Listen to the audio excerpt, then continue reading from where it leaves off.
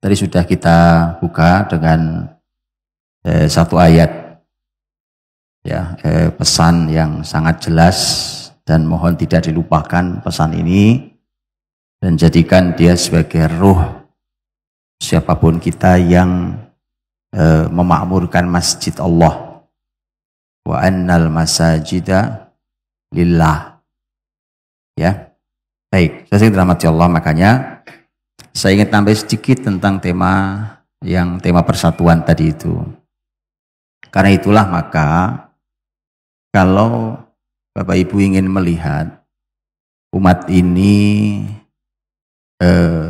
muslimin ini mau bangkit atau tidak bangkit, caranya lihatnya di masjid. Bagaimana cara melihatnya? Cara melihatnya salah satu tolok ukurnya adalah tema wa andal masajida lillah yang melahirkan persatuan muslimin.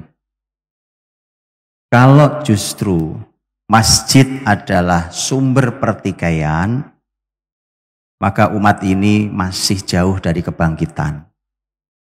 Umat ini masih harus koreksi diri. Kalau justru masjid adalah sumber pertikaian. Beda pendapat, bikin masjid baru. Ya, yang begini-begini ini tidak ada yang bisa dilakukan terhadap kemakmuran umat ini. Dan untuk itulah maka lihatlah itu.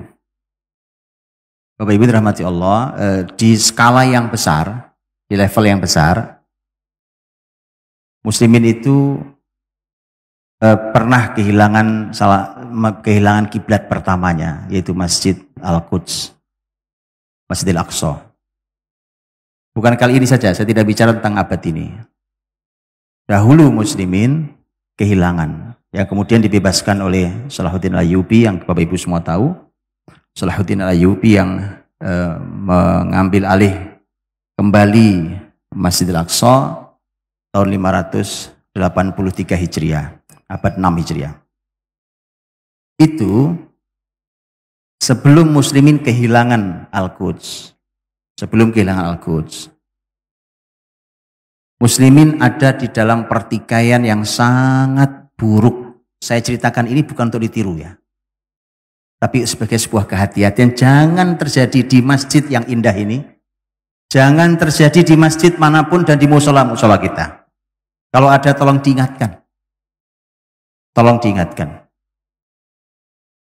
Sebelum, kalau ingin tahu tentang keadaan, bagaimana keadaan muslimin saat muslimin kehilangan kiblat pertamanya yang nanti dikembalikan oleh Salahuddin Al-Ayyubi rahimahullah ta'ala, keadaan muslimin itu berpecah belah luar biasa. Ini saya ceritakan tapi nggak enak sebenarnya. Bahkan gara-gara perbedaan pandangan, perbedaan madhab, perbedaan pemikiran, sampai ada korban jiwa di dalam masjid saat itu. Sampai korban jiwa. Sebenarnya saya juga nggak enak nih, tapi memang ini harus diceritakan. Supaya jangan kejadian. Karena begitu kejadian, muslimin akan kehilangan kebesarannya. Muslimin akan kehilangan kehormatannya. Jangan pernah terjadi. Begitu ada bibit pertikaian, segera dihentikan, didialogkan yang baik. Ya, ketika ada masalah dengan masjid lain, musola lain, segera didialogkan dengan baik. Ini tempat persatuan, punya Allah. Kalau betul punya Allah, terus kita berantem atas nama apa? Saya nggak ngerti alasan apa kita berantem kalau kita semua punya kesadaran sama, wa annal masajida lillah. Itu saya dirahmati Allah. Perbedaan pendapat, berantem, itu sampai ada korban jiwa. Meninggal. Dan muslimin habis itu. Saya sedih. Kalau melihat di rumah Allah, kemudian orang teriak-teriak, saling usir saudaranya, kemudian apa, siapapun itu. Siapapun itu. Saya pernah ke sebuah kota, ini saya ceritakan bukan ditiru ya. Saya pernah ke sebuah kota saya nggak sebut kotanya, di negeri ini. Kemudian saya dapat cerita di kota itu. Ceritanya itu ada khotib Jumat, khotbah Jumat. begitu khutbah Jumat, kemudian jamaah yang ada ini nampaknya sudah terbelah nampaknya. Yang tidak setuju itu meminta khotib turun, itu nggak pakai teriak. Mimbar orang berdiri beberapa orang, mimbar digotong dibawa keluar hari Jumat. Saya dapat cerita di sebuah kota di negeri ini. Alhamdulillah tidak ada korban jiwa seperti yang ada dalam sejarah Islam. Itu apa? Kita berantem itu atas dasar apa sebenarnya? Berarti Anda merasa memiliki? Ini bukan rumah Anda.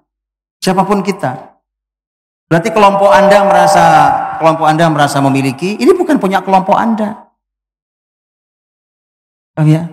Ini saya perlu tekankan di awal, kalau muslimin mau bangkit, ukur persatuannya di masjid Allah. Asal kita semua ini hamba Allah, ini rumah Rob Anda. Kalau kita ini Abdullah, ini rumahnya Allah. Semua boleh makmurkan rumah Allah. Masalah perbedaan